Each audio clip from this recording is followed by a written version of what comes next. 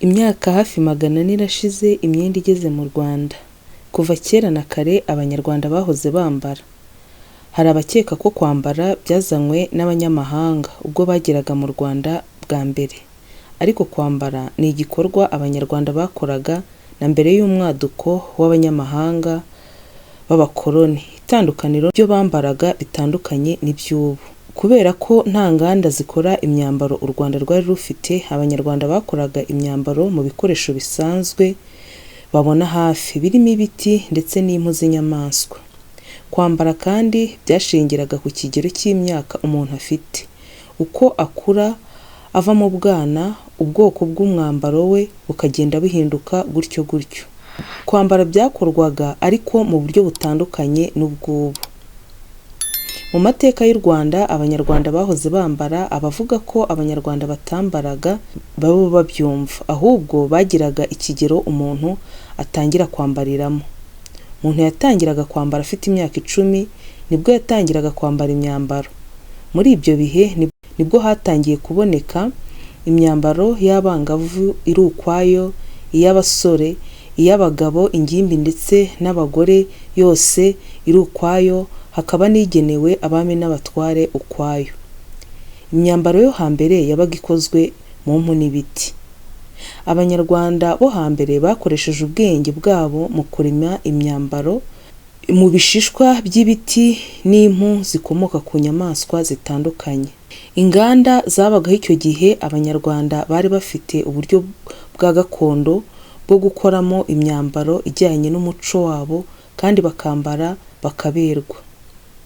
Imyambaro myinshi abantu bambaraga mbere yavaga mu mpu z'inyamaswa cyangwa mu bishishwa by'ibiti, nko mu mivumu cyangwa mu bivovo by'insina.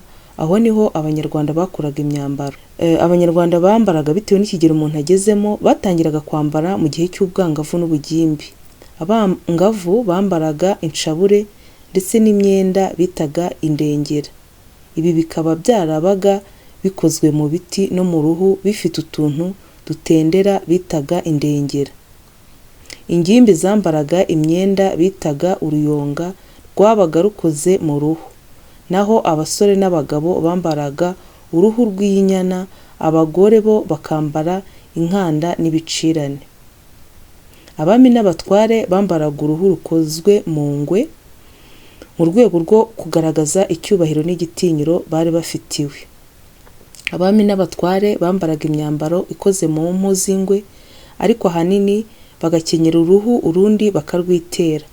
Bambaraga imyambaro ikozwe mu ruhu rw'ingwe kuko ari imyambaro ikomeye mu kugaragaza icyubahiro cyabo. Usibye imyambaro yo guhisha ubwambure, Abanyarwanda banambaraga imitako ku mubiri bagamije kurimba gusa. Abakera nabo bagiraga imitako bambaraga, nko mu mutwe hari urugori bategaga ndetse n'ibyo bitaga urunigi.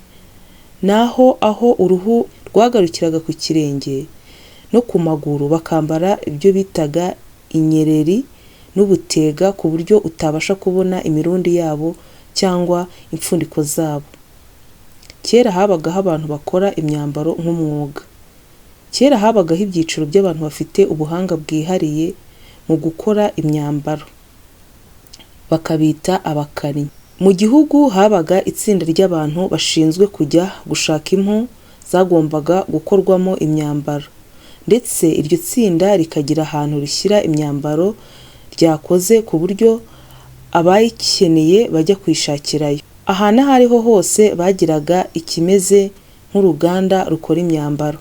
Nk'imyambaro ikozwe mu mpu bitwaga abakannyi bashinzwe gutunganya impu z'inyamaswa bahize, cyangwa bakajya bahiga inyamaswa bakazikuraho impu bakazigurisha n'abantu bashaka kwambara. Hakaba n'izo bakuraga ku matungo nk'ihene cyangwa inka n'intama, ariko habaga abantu b'inzobere muri uwo murimo wo gukana impu ndetse n'abagenewe gushishura ibiti bakabikoramo imyenda yo kwambara, abantu bakazaza kugura.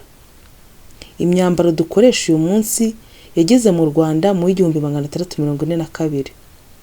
Ku ngoma ya Yuhi Mazimpaka ahagana mu 1642 nibwo Abanyaportugal bageze mu karere ka Afurika kandi baje bitwaje imyambaro yaje no kugera mu Rwanda harimo imikenyero n'imyitero. Ku ngoma y'umwami Yuhi Mazimpaka nibwo imyenda yatangiye gusakara muri aka karere ka Afurika y'Iburasirazuba izanywe n'Abanyaportugal, bakayigeza ku cyambu cya Mombasa, ubundi Abarabu bayisakaza muri aka karere. Mu myambaro abanyamahanga bazanye mu Rwanda bwa mbere yabaga ijya kumera nk'iyari isanzwe ifitwe n'Abanyarwanda, kandi nta myambaro y'abagabo cyangwa abagore yabagaho. Iyo myenda bazanye yari yitwambara cyane cyane icyo gihe kuko Abanyarwanda bari bafite umuco wo gukenyera, bambaraga imikenyero bakanitera, ariko hazamo n'inigi za kizungu, amasaro n'imitako. Kuko Abanyarwanda bose bamenyereye gukenyera no kwitera, yaba abagore n'abagabo barakenyeraga bakitera, nta watandukanyaga umwenda kuko se bambaraga ibisa. Itandukaniro ryagaragaraga mu gice cyo hejuru. Cyakoze mu gihe cyo hambere byatandukanaga nko hejuru ku mashati n'imipira nibyo byabaga bitandukanye, ariko indi myenda isanzwe yo gukenyera no kwitera byo byabaga ari bimwe. Imyambaro igezweho yari igoye kuyibona mu bihe byo hambere. Nubwo hari ababanje kwinangira kwambara ubu bwoko bushya bw'imyenda, Abanyarwanda benshi bari muri rusange bitabiriye kwambara, ndetse ahubwo iyi myambaro iza kuba mike kuko yashakwaga n'abantu benshi. Abanyarwanda ntabwo ari abantu badakunda gusirimuka, ahubwo icyo bakunda ni ugusirimuka ujyanye n'umuco wabo, kuko mu muco tugira umuco wo guharira igihugu imbuto n'amaboko. Ntago byigeze bibagora kubyakira, ahubwo nuko byabonaga umugabo bigasiba undi kuko byabaga bihenze.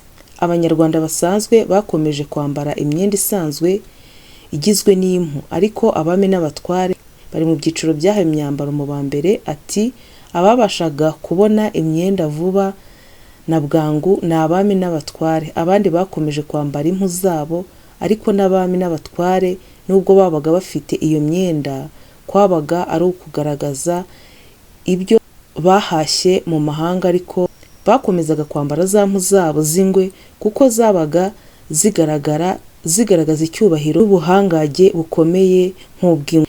Iyi myenda ntabwo bayisubije inyuma, ahubwo bayihaye umurongo w'uko bazajya bayambara. Imyambaro muri rusange yageze muri rubanda nyuma y'uko amadini atangiye gukwirakwira mu gihugu hose, mbese Abanyarwanda batangiye gukoresha amafaranga. Abantu kandi babanje gutinya kwambara imyenda kuko bavugaga ko ituma inka zigira ubwoba.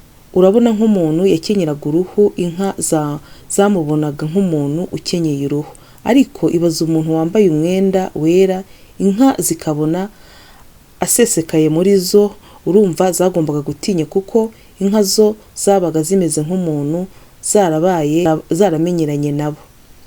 Nibyo koko niko byagenze, inka zaratinyaga.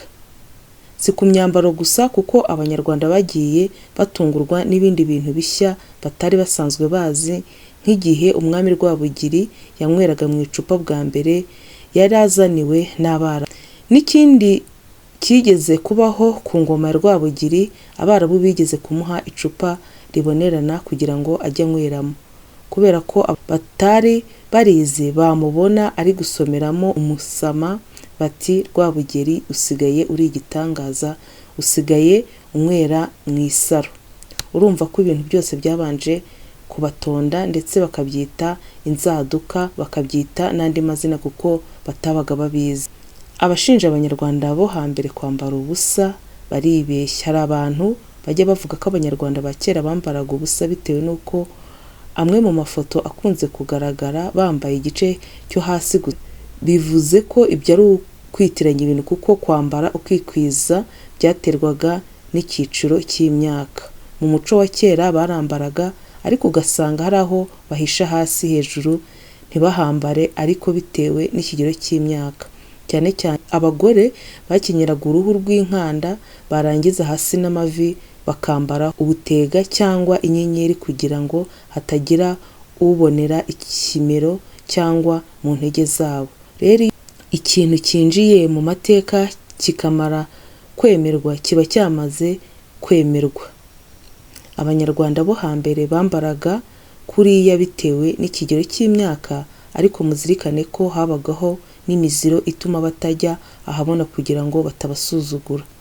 Ariko aho imyambaro iziye bamaze kuyemeza mu Rwanda, bashyizeho ibwiriza rivuga ko umunyarwanda agomba kwambara yikwije. Ni ukuvuga ngo bya bindi bambaraga inyenyeri n'urutega bagira ngo batababonera amaguru, noneho babonye imyambaro bahise babishyira mu bikorwa. Nyuma y'umwaduko w'imyambaro, abanyarwanda batangiye kwambara bakikwiza, bityo ko byamaze kuba igihango n'abandi bakwiye gukurikiza.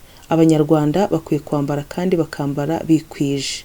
Noneho rero ikintu kimaze kuba amasezerano kikinjira mu muco, buri wese aba agomba kugikurikiza. Buriya mu muco n'amateka y'u Rwanda tugira umuco wo guhahira igihugu imbuto n'amaboko. Niba rero twaragihahiye imyambaro tukagishyiraho n'umurongo ngenderwaho wo kuyambara, iyo utabikurikije byitwa guca umuco. Uru rugendo kuri ubu rugeze ahashimishije kuko hari na gahunda zizwi zo gukora imyenda ikorewe mu Rwanda kandi myiza. Ngaha ho kwambara imyenda mu Rwanda byatangiriye.